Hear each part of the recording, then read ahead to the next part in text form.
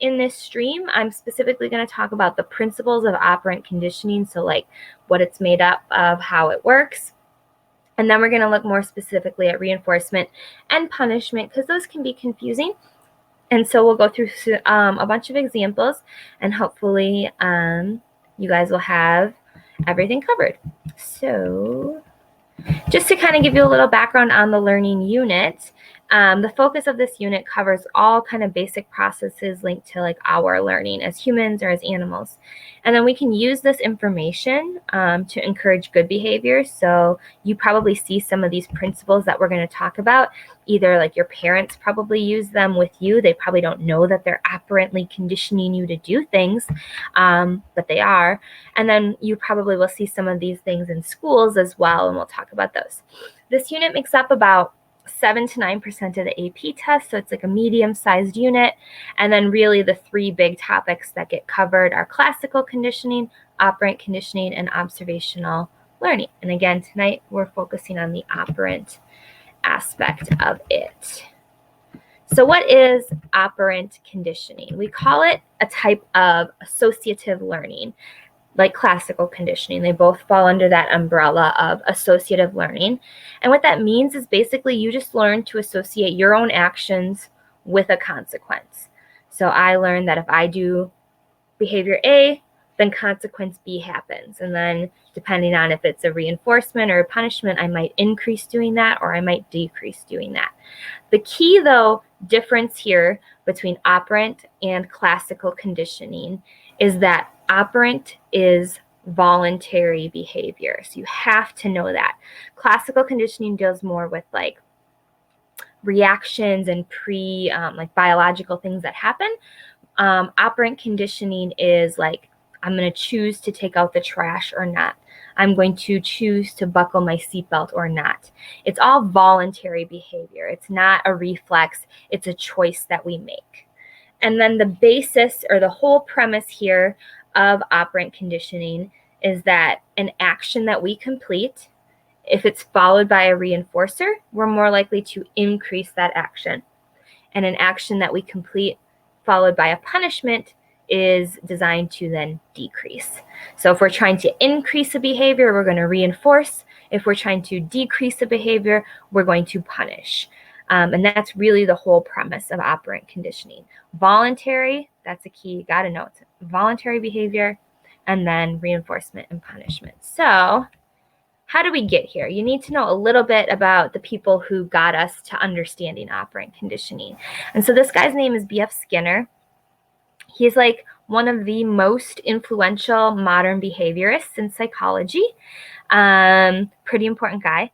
And basically he takes Thorndike's law of effect, which is a vocab word. So the law of effect states behaviors followed by favorable consequences are likely to increase, and those followed by unfavorable consequences become less likely. So he operates on this standard. Like if your behavior is followed by something good, you're probably going to do that behavior again. So he takes that's called the law of effect, and he elaborates on it, and he comes up with this premise of operant conditioning, which is like the whole unit, kind of bases around this. So it's pretty important. Typically, you don't need to know like, oh, he was born in 1904. Like you don't need to know that kind of stuff for the AP test. I like to just put dates up there to kind of give you some context of when like these ideas came about and like how psychology evolves over time. So what does Skinner do? So these are some of the initial experiments that Skinner designs to kind of show operant conditioning. And so he has what he calls an operant chamber. It's also known as a Skinner box. You should know both names. I'm guessing more likely it would be called an operant chamber on the AP test, but just in case, you should know Skinner box as well. And basically he isolates an animal, and then he rewards them with like food or water or a treat when they press a lever or peck a key. And basically the reward then is reinforcing the behavior. So here's an example of an operant chamber. I don't know, sometimes these videos don't work for me on here.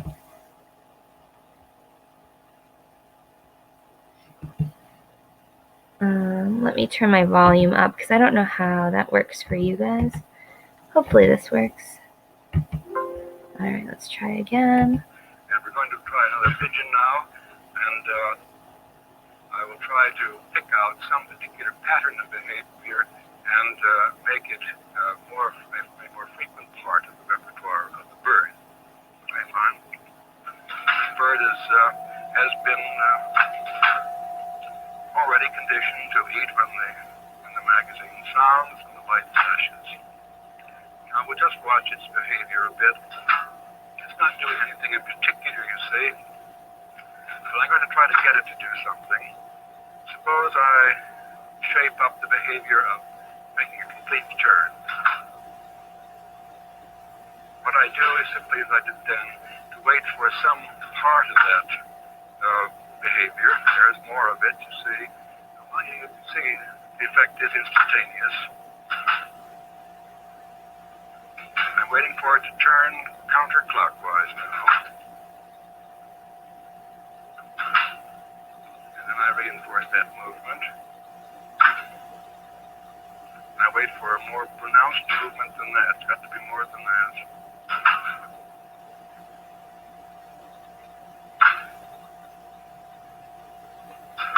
There we go, all the way around. All right, so what we saw here in the video is called shaping, and shaping is basically how we get animals, or I mean, it doesn't have to be an animal, it could be a human too, to get to the behavior that we want them to get to. And so basically, like what the video shows us is that as the bird is doing what he wants it to do, so that's the voluntary behavior, the bird is starting to turn, that's a voluntary behavior, he then reinforces that turn with food.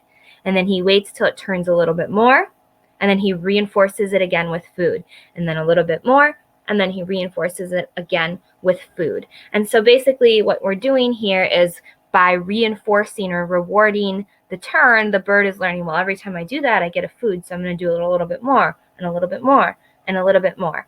And so this is called shaping. Shaping is basically the process of kind of conditioning until we get to that desired behavior. So he's shaping, or like slowly increasing the behavior that he wants through the reward system. Sorry, I have to get situated here. We can even teach animals to differentiate between like specific stimuli and things like that. But so this is the basic kind of premise of operant conditioning. You do something and then you either get a reward or a punishment. In this case, we were trying to increase the behavior, so there was a reward of food involved for the bird. Let's go full screen here.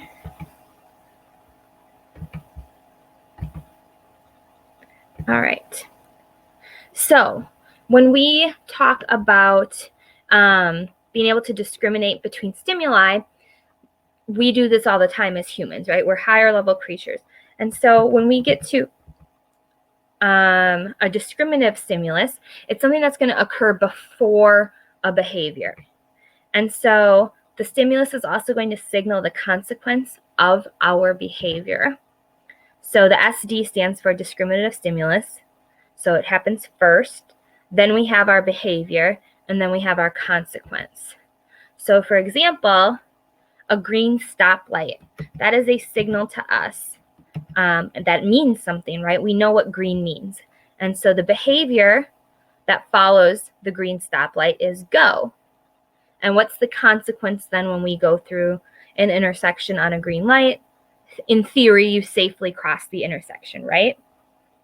However, that stoplight could also give us a different stimulus. It could give us a red light. So we have to discriminate between the two levels of the stimulus here in this case. And then our voluntary behavior at a red light should be, oops, there.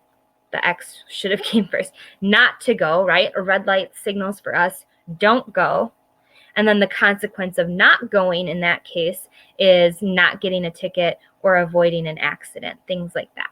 So basically, we could do this with animals too, but sometimes there's a stimulus that occurs before our behavior that kind of signals to us what the behavior should be. So a stoplight, like I said, is a good example of that because we have to discriminate between green and red because each one has a different meaning for us and a different consequence based on what it means. All right. So back to this idea then of reinforcement. I'm trying to make my screen bigger here. Here we go. So any sort of behavior that we want to increase is done through reinforcement. So what Skinner was doing with the bird was reinforcement. We're encouraging the behavior of turning. And so when we use reinforcement, we are trying to encourage a behavior. That's the first thing that you have to know. If you see the word reinforcement, we are hoping that a behavior increases. We're encouraging the behavior. Don't get confused between positive and negative here. I would say this is where I see my students making the most mistakes in this unit, is we associate the word positive with good and the word negative with bad. And that's not what's happening here in operant conditioning. Think of it in like math terms. If we have positive reinforcement, we're adding something in. So positive was like addition. If we have negative reinforcement then, well, what does a minus sign in math mean? It means we're subtracting or taking something away. And so positive reinforcement, we're adding a stimulus in that makes the behavior increase. So an example of that would be the bird spins, it then gets food. We added food into the scenario. And then you're more likely then to do the spin because you want the food. Your allowance for doing chores is positive reinforcement. Every time I take out the trash, my parents give me $5. Well, the reinforcement is happening, so it's more likely in the future that I will take out the trash. And the fact that we're adding in money, I'm being given money in this situation, is making it a positive reinforcement. Okay. Another example of positive reinforcement would be every time you get a 100% on your test, your teacher gives you a cool sticker on your test. And so they're reinforcing, they're encouraging the behavior of doing good on the test by adding in a sticker, the positive reinforcement. Negative reinforcement then is we're still increasing a behavior because it's reinforcement, but an example of negative reinforcement would be I'm going to take an aspirin to get rid of a headache. So what I'm doing is I'm taking the aspirin. The action that happens is that my headache goes away. And in the future, what am I more likely to do the next time I get a headache? I'm going to take the aspirin again. So the behavior of taking the aspirin is reinforced because I'm taking away the headache. Another example would be doing yoga. Okay, I'm going to do yoga. Let's say yoga gets rid of my stress. So every time I do yoga, that's the behavior. I then have less stress. So that's the taking something away. And so in the future, then I'm more likely to do yoga again. So I'm reinforcing the behavior of doing yoga by getting rid of the stress in my life. Another example of negative reinforcement would be in your car. If you don't buckle your seatbelt and there's that beeping noise, right? What are you going to do? You buckle your seatbelt. That's the behavior. And then the beeping noise is taken away. So then in the future, I am more likely to buckle my seatbelt. So I'm encouraging the behavior of buckling my seatbelt because it then removes the beep, beep, beep, beep that my car does. Okay, those are all examples of negative reinforcement. Okay, so again, it doesn't mean good or bad. It just means we're either adding something in or we're removing something from the situation to encourage a behavior. All right. Again, if you have any questions, throw them in the chat, throw them in the tab. I'm happy to answer them. So again, positive reinforcement, we're strengthening by adding a typically pleasurable stimulus after a response. So as I said, we take out the trash, we get $1. This is used a lot in training animals. So if your dog learns its name or learns sit, and then you give it a treat. It learns that, my dog is sitting next to me. He gets excited when I say the TREAT word. It learns to then associate that behavior with getting that prize, and so it will do it again in the future. Study for a good test, you get the praise from your parents. So all of those are samples of operant conditioning. We do something, and then we add in something else to increase the behavior. So we strengthen a response by adding a stimulus after the response. Okay? And I'm just trying to give you a bunch of examples because I think that's the best way to remember it. And if there's one specific example that just kind of clicks in your head, that should be the one that you go with then to help you remember. So then negative reinforcement, we're strengthening a response by subtracting something from the situation. So we remove a stimulus. So taking an aspirin to get rid of a headache. Taking your whiny child to the mall so they stop complaining. Taking out the garbage, we get rid of the smell. So those are all behaviors, taking the aspirin, taking your kid to the mall, taking out the garbage, that will increase because then we're getting rid of the headache, the whining, or the smell. So negative reinforcement is strengthening our response by subtracting something negative. Here's the tricky part. In a situation, we could have both positive and negative reinforcement. So the picture here of the baby crying could be both. So from the perspective of the baby, it's crying and crying and crying. Eventually, the parents give the baby the pacifier. So what has the baby learned now? The baby has learned the more I cry, I'll get my pacifier. That's positive reinforcement because it's more likely then in the future that the baby's going to cry so that it gets its little pacifier. However, if we look at the same scenario from the parent's perspective, if you're the parent and the baby's crying and crying and crying and you give it its pacifier, what have you done? You've removed the crying from the situation. So it's negative reinforcement from the parent's perspective. So in the future, the parent is more likely to give the pacifier to stop the crying. So when you get questions like this on the AP test or on your unit exams, you have to pay attention to whose perspective the situation is talking about, because depending on the perspective, the situation could be read in either like positive or negative. I hope that makes sense. So think about the baby from the perspective of the baby, think about it from the perspective of the parents, and it can be viewed in both ways. So just make sure you're reading your questions carefully to understand what they're asking specifically. Okay. And so this is kind of what I was getting at here. Positive and negative reinforcement can coincide. So imagine you got a bad grade on your AP Psych test, and so you decide to study harder next time. That's your goal. Well, it could involve positive reinforcement because we are studying more, which results in getting a better grade. So then in the future, what am I going to do? I'm going to add in the studying again to get the better grade. So the behavior of studying is being reinforced by the adding in of a good grade.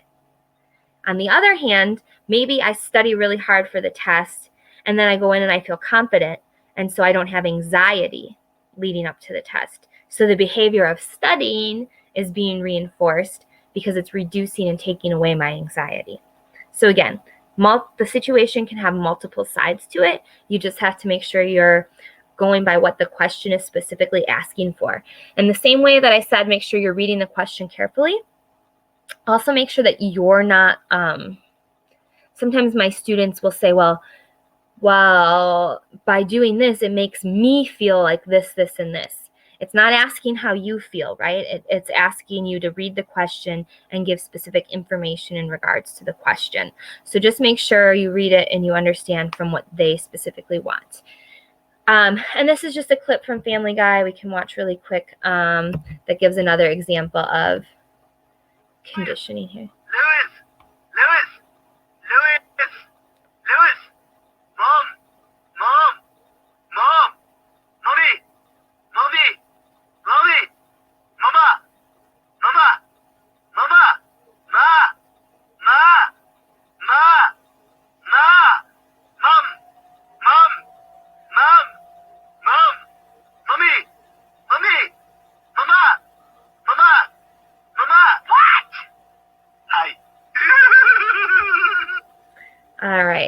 So what type of reinforcement is this?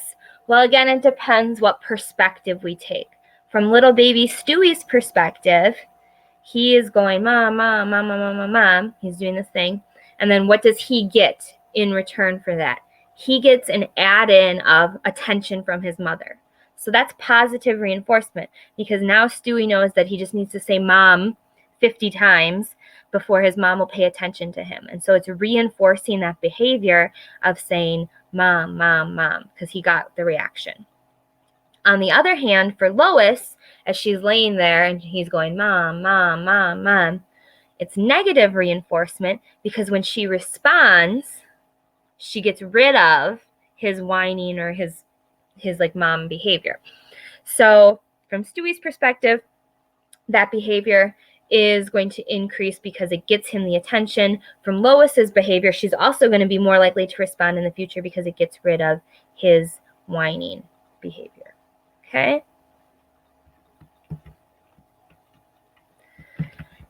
And so reinforcers can have kind of come at different levels. Primary reinforcers are things that are like satisfying our biological needs.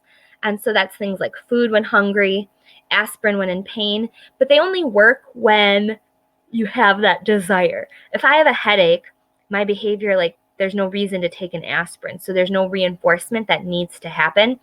If I just ate a huge meal at a buffet, food is not going to work as a like reinforcer for me for something else. And so primary reinforcers only work when that biological need is there, or when that biological need needs to be filled.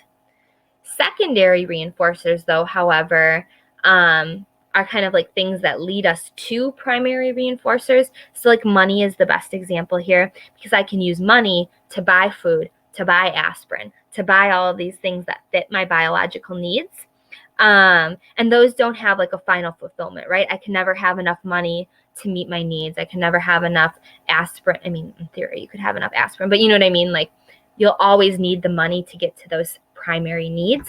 And so typically conditioned or secondary reinforcers don't have like a final fulfillment. They should always work in some way, shape, or form. So just make sure you can identify that. Primary has to do with like biological needs. Secondary then gets us to the biological needs. Okay. So for example, your allowance is a primary reinforcer. Giving my dog a treat when he sits is I'm sorry, I think I said that wrong.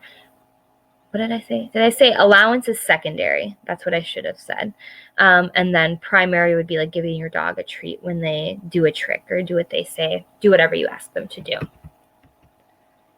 All right, so here's some examples. I want you to take a second. Hitting the snooze button on the alarm, I want you to think about it. I'm just going to give you like a little bit of time to read through this list and see if you can answer them. And then I will go through the answers with you. So hitting the snooze button on the alarm, the behavior is hitting the button. What is happening? I'm removing the stimulus of the beep, beep, beep. So that is a negative reinforcement. I'm removing something from the equation. Putting like pimple cream on a zit.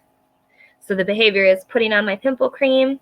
What's happening? I'm removing the zit from the equation. So that is a negative reinforcement. Having a soda to get rid of a headache. What's the behavior? Drinking my soda. What is it doing? It's removing my headache from the situation. So in the future, I'm more likely to drink a soda. So that is negative again, because I'm getting rid of the headache. Saying good boy, Moose, that's my dog's name, when he jumps on my lap, that is a positive reinforcement. Saying good boy is the behavior. The jumping in my lap is the behavior, and then saying the good boy, will continue that in the future. And then feeding a baby when she cries because she's hungry. This one would depend on the perspective, but if I am the parent in this situation, that's going to be negative reinforcement, because I am doing the behavior of feeding the baby to get rid of the crying. On the other hand, from the perspective of the baby, the crying is being reinforced by then getting the food. So we're adding the food in, so that would be a positive reinforcement. All right. Okay. Any questions about reinforcement? Because I'm going to move on to talk about some other aspects of operant conditioning. So you just have to know reinforcement means we're increasing the behavior, and then the positive or the negative deals with whether it's through adding or subtracting something in the situation. No questions? All right, I'm going to move on, but if you think of something, again, you can throw it in the chat or put it in the Ask a Question tab. I'd be happy to come back to it. So when we reinforce a behavior, we can either do it immediately or delayed. And so immediate, and I think they're kind of self-explanatory. I'm not going to spend a ton of time on them, but basically, like, you immediately get the reward or you get like something out of it. So for example, I choose to not do my homework. That's the behavior. And I'm going to watch Netflix instead. That reinforcer is immediate. The watching the Netflix happens right away. Typically, when we're training an animal, we have to do it right away, right? You can't tell your dog to sit and then 10 minutes later give it its treat, because your dog won't know that the behavior of sit is why he's getting the treat 10 minutes later. So when we do animal training, typically speaking, we have to use immediate reinforcers so that there's a clear association between the behavior and the reinforcer. We can use, however, delayed reinforcers, particularly this works better with people who are more mature. So again, like humans, not so much animals. But that's when there's a break between the behavior and the reinforcement. So if any of you have a job, your job pays you on a reinforcement schedule that's delayed, right? You don't get paid every single time you work, unless you work in like a business where they're paying you, I guess, like cash right away. But like I get a paycheck every 2 weeks. And so that's a delayed reinforcer, because I know that in the future I will be reinforced for my work by getting the money. But I can wait. I have to have delay that gratification to understand the consequence. Basically, I have to understand that my behavior will be reinforced later on to get that. Yeah.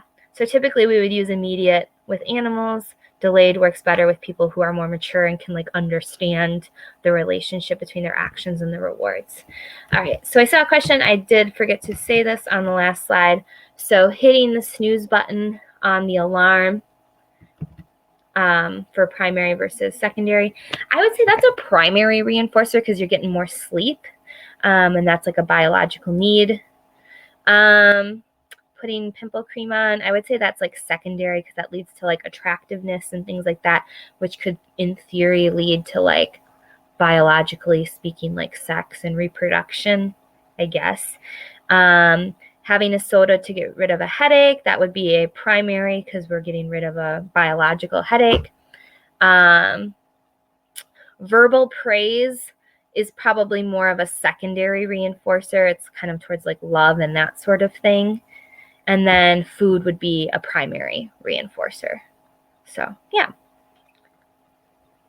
Yes, a biological need is going to be a primary reinforcer. Anything to do with sex, with food, with pain, those sorts of things are going to be primary reinforcers. Good questions. All right. So then, along with having with having immediate or delayed reinforcers, we can have schedules of reinforcement. And basically what that means is sometimes we reinforce the behavior, sometimes we don't. And this is where you're going to start seeing things that maybe you recognize in your day-to-day lives. So reinforcement schedules just is referring to this idea is, how often am I reinforcing the behavior? Am I giving you a treat every single time you do the behavior, or only part of the time? And so you need to know these four. There's 4 of them. There's 2 on this slide and 2 on the next. But continuous reinforcement, or I'm sorry, there's just these 2, and then we're going to talk further about some other things. So continuous reinforcement is when I reinforce the behavior every single time. Every single time you take out the garbage, I give you $5. Garbage, $5. Garbage, $5. When I do this, learning happens really quickly because you're like, oh, hey, I just took out the garbage and I got $5. Oh, it happened again. Oh, it happened again. You're going to keep doing it and you're going to learn it really quickly. Again, this happens with animals. When you're training them to do something, it can happen quickly. However, extinction then can also happen quickly. So extinction is when we lose the reinforcement, when it no longer generates the behavior we want. So if I say sit, give my dog a treat, sit, give my dog a treat, you do that over and over again, but then I just stop. After a while, my dog is going to stop responding to that command as well, because they've learned well, hey, now all of a sudden I don't get this treat anymore. The behavior is no longer reinforced, and so it goes away. So the learning happens quickly under a continuous reinforcement schedule, but it also goes away quickly because all of a sudden if there's just this stoppage, then why would the behavior continue? Partial schedule or an intermittent schedule of reinforcement tends to work better for longer lasting consequences. So, for example, it's basically when you're just reinforcing the behavior some of the time. So if you say sit and your dog sits, maybe half the time you give them a treat and half the time you don't. This takes longer then for the person to acquire the behavior, because it's kind of like, well, is this what they want me to do? I get rewarded sometimes, but not all the time. But once you have that behavior then, it doesn't go extinct as easily because it was only partially or intermittently reinforced. So typically I would say with animal training and stuff, for the first few times that you do it, you'd probably go to a continuous schedule of reinforcement where you reinforce. And then I would slowly switch over to only reinforcing 2 out of the 3 times, and then 1 out of the 3 times, and then just kind of randomly doing it. That way they pick it up quickly due to the continuous reinforcement. But then when you switch to the partial, it helps make sure that the behavior doesn't become extinct. So continuous all the time, partial some of the time. Kind of, I think, self-explanatory if you look at the wording of what it's called. The big thing there is just understanding the usefulness of each one. So understanding that continuous reinforcement is useful for quick learning, but then it also can go extinct quickly, that sort of thing. So then within this partial reinforcement schedule, there's 4 sorts of ways that we can partially reinforce a behavior. And so you have to know these terminologies. I don't know if this slide is going to be super helpful. Basically, there's a fixed ratio and a fixed interval schedule. And then there's a variable ratio and a variable interval schedule. And so when you see the word fixed, it just means set. And then if you see variable, you know that that's unpredictable, number of times or amount of time. And then ratio just refers to number of times, and interval refers to amount of time. Without context here, this might not be the most helpful, so I'm going to jump into the actual examples. But if you want me to come back to this, I can. I just think with context, it's a little bit easier here. All right. So a fixed ratio schedule of reinforcement. So again, we're in partial reinforcement. We're only reinforcing the behavior some of the time. So a fixed ratio reinforces after a set number of times. So this would be like your punch card at Starbucks. Every time you buy 10 Starbucks, you get 1 free. The faster you respond, 1, 2, 3, 4, I'm going to buy 10 Starbucks really quick, the faster you get your reward, the more rewards you get. This tends to lead to a high rate of response because after so many times, I'm going to get my treat or my reward or my reinforcement. And so typically, you wouldn't wait a very long time to restart the schedule because if I get my daily Starbucks in 10 more days, I'm going to get my free Starbucks. And if I get my daily Starbucks, only 9 more days, and then only 8 more days, and only 7 more days, that sort of thing. So punch cards are probably the best example of a fixed ratio schedule of reinforcement. You know exactly how many times you have to do the behavior, which is going to Starbucks, before you get your reinforcement, which is the free Starbucks. So it's a positive reinforcement through fixed ratio. Variable ratio reinforcement gives you your reward or your reinforcement after an unpredictable number of responses. So this would be an example of gambling. Eventually you're going to win money on a scratch ticket, right? Like if you scratch enough scratch tickets, you're bound to win something. You might not win a lot, but you'll win something. But you don't know when it's going to happen. That's why it's variable. It's an undetermined number of ratio responses. So another example of this would be like fishing. Every time you cast your reel and then reel it in, and you cast and you reel it in, and you cast and you reel it in, the more times you try, your chance of like winning or catching a fish or whatever we're doing increases the more times we try. This type of reinforcement schedule is the hardest to get rid of because of the unpredictability. Like you feel like, gosh, if I just play the slot machine one more time, it's gotta hit. It's my turn, right? If I just scratch one more ticket, I'm gonna win. It's gotta happen, right?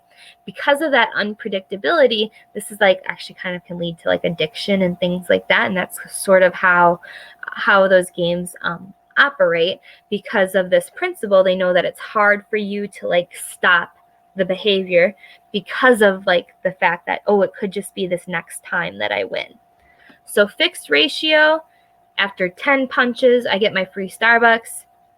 Variable ratio, eventually I'm going to win after I scratch enough scratch tickets, after I complete the behavior of scratching a ticket set number of times, but we don't know when it will be. Okay. And then we have the interval schedules, which have to do with like time passing. So a fixed interval time is that we reinforce a response only after a set amount of time has elapsed. So basically with this one, it would be like every day in third block, you have a quiz. And so there's a fixed number of time. It's like every day, and the interval is daily. This response that we get, so like studying for your quiz would increase closer to the time of the quiz, basically, is what this is getting at. Or if you have a weekly pop quiz, maybe it's every Friday, you're not going to really study on Monday. You might like look at your notes a little bit on Tuesday, a little more on Wednesday, but then like Thursday and Friday, you're really going to look at your quiz. And so the response, the behavior, which is studying, is going to increase as we get closer to that time elapsing. Another example of this is like if your mail comes around the same time every day. And so if you're waiting for like a letter from your friend who lives abroad, you're not going to check the mail at 8 a.m. if you know that the mail doesn't come until 3 p.m. But if you're excited, you might check at like 1:30 and then at 2 and then 2:15 and 2:30. And so the rate of responding, again, the behavior of checking the mail, increases as we get closer to that time elapsing. So this one is a time interval, so like days, weeks, hours, months, whatever. And then fixed means a set number of hours, days, weeks, months, whatever, has to elapse before the thing happens again. And then variable interval is when we have an unpredictable amount of time passing between reinforcements. And so we reinforce the response after an unpredictable amount of time. This leads to slow and steady responding. So if the behavior that I'm trying to reinforce is like studying for AP Psych, I might give pop quizzes. And so the time frame is unpredictable. Maybe I give 3 one week and none the next. But what that's doing is that's reinforcing the behavior that students should always do their notes, because they need to be prepared for the inevitable pop quiz. They don't know when it's going to happen because it's variable, but after a set amount of time passing, it will happen again. And so this leads to like a slow and steady response, because you kind of always have to be prepared for it. You never know when the pop quiz is going to happen. This could also be like you checking your social media. You don't know when someone's going to like tweet at you or comment on your post or like your Instagram or send you a Snapchat or whatever. But you know it's going to happen eventually. And so you check your phone kind of periodically, every 5 minutes, every 10 minutes, every 15 or whatever, because after that unpredictable amount of time passes, you will have something new there to like look at and see. Okay? So you have to understand those 4 kind of variable versus fixed, and then interval versus ratio ways of reinforcing a behavior. Okay. Are we ready to move on to punishment? Any last questions about reinforcement? So we kind of covered the big positive versus negative punishments, or I'm sorry, positive versus negative reinforcement. And then we've talked about how often we're reinforcing and how that can like increase behaviors. All right, so then the last thing we're going to talk about tonight is punishment. So if we use reinforcement to increase a behavior, we're going to use punishment to decrease a behavior. So punishment is any consequence that decreases the frequency of the behavior.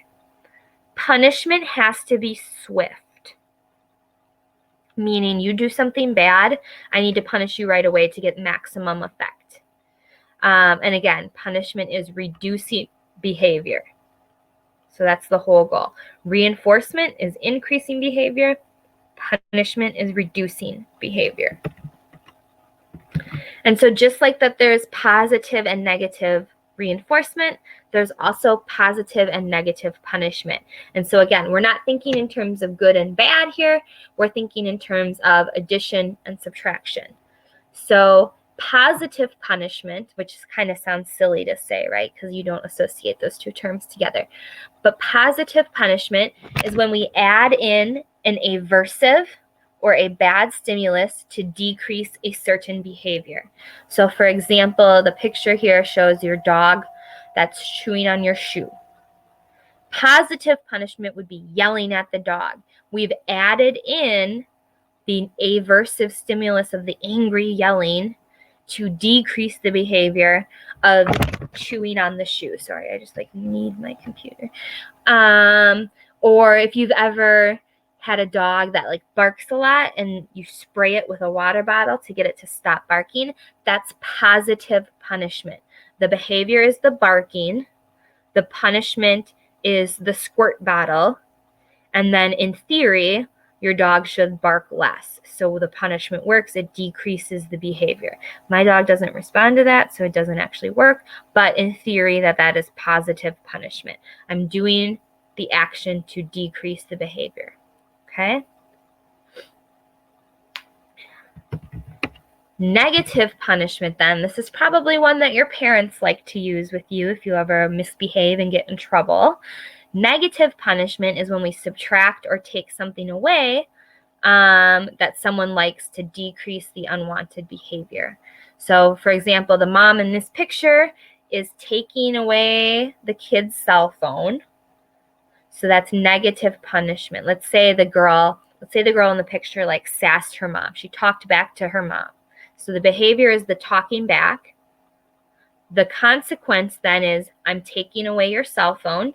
And because we're removing something that you like from the situation, that's negative punishment. Another example of this is the GDL. I don't know, do you guys have that in your states? In Wisconsin, my students have what's called a graduated driver's license. Basically, when you turn 16 and you get your driver's license, you have like certain rules that you still have to follow. You don't have just like if you break certain rules, you can lose your driver's license, basically, a lot easier than like a regular adult could. And so GDL operates as a negative punishment because the behavior, let's say your behavior is driving with too many other kids in the car. So we want to decrease that behavior. So what do? We take away the driver's license if you do that behavior. And therefore, in the future, you won't do that behavior again. You won't drive with too many teenagers in the car. So we're removing something that you like from the situation to discourage whatever behavior that you're doing. Okay? Punishment is decreasing the behavior. So sometimes students get a little bit confused between punishment and negative reinforcement. If something is happening to you, it is punishment. Someone is spraying you with the spray bottle. someone's taking away your cell phone, someone's yelling at you. All of those things are happening to you. That is punishment. And those are all designed to decrease a behavior. If you do something to avoid a behavior or a consequence, that is negative reinforcement. Okay? Something happens to you, it's punishment. If you do something to avoid a consequence, that's negative reinforcement. Okay? So just make sure you can differentiate between the two. Got like 2 more slides, so be thinking about any other questions you might have for me before we log off for tonight. So here's just some examples of some situations. So the first one, is this an example of punishment or negative reinforcement? Being grounded for staying out too late on New Year's Eve.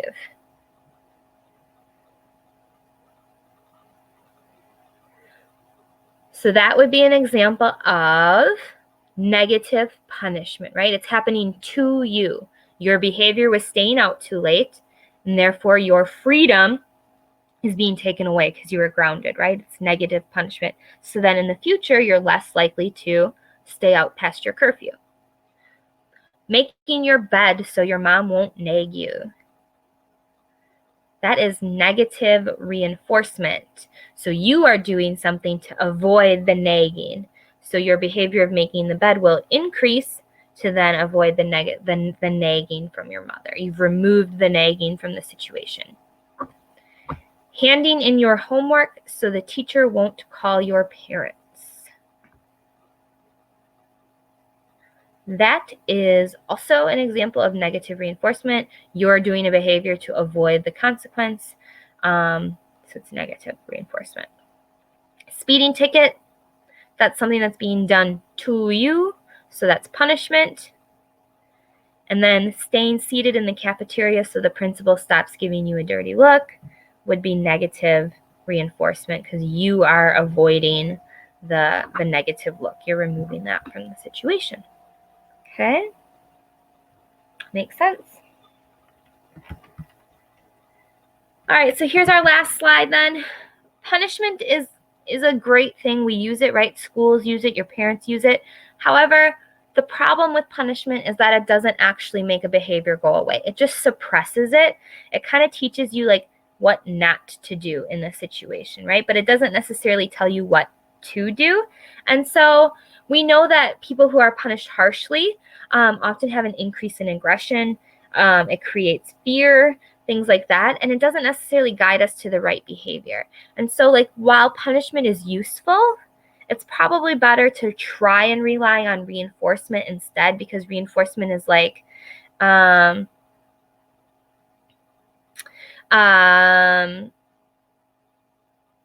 I'm just reading what Tisa wrote. Give me 1 second, I'll respond to that. So the punishment is, it works, but it doesn't necessarily work long term. And so reinforcement, when possible, is probably the better option to use. So the look from the principal wouldn't be a positive punishment since they're adding a consequence to keep you from misbehaving. So I think that's going to be one where you have to really